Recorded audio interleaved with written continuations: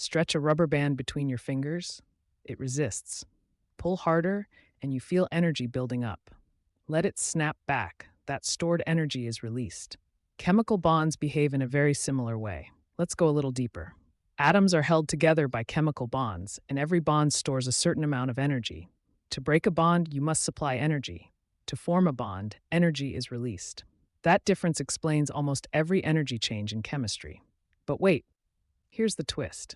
People often think reactions release energy because bonds break. In reality, it's the formation of new bonds that releases energy.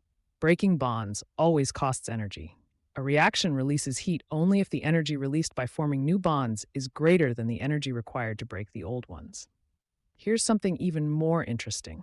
The amount of energy needed to break a bond is called bond energy. Strong bonds require more energy to break. Weak bonds break more easily. That's why fuels work the way they do. Fuels contain bonds that, when rearranged, form stronger bonds and release large amounts of energy. That released energy powers engines, generates electricity, and heats homes. Let's connect this to real life: burning petrol, digesting food, charging and discharging batteries. All of these involve breaking some bonds and forming others, with energy moving in or out depending on the balance. Before we wrap up, zoom out for a moment. Chemical energetics shows that reactions are really energy rearrangements, not just matter rearrangements.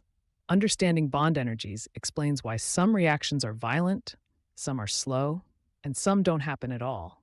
And that leads to the next question. If energy changes during reactions, how do we measure and analyze substances accurately to know exactly what's present? That's exactly where we go next.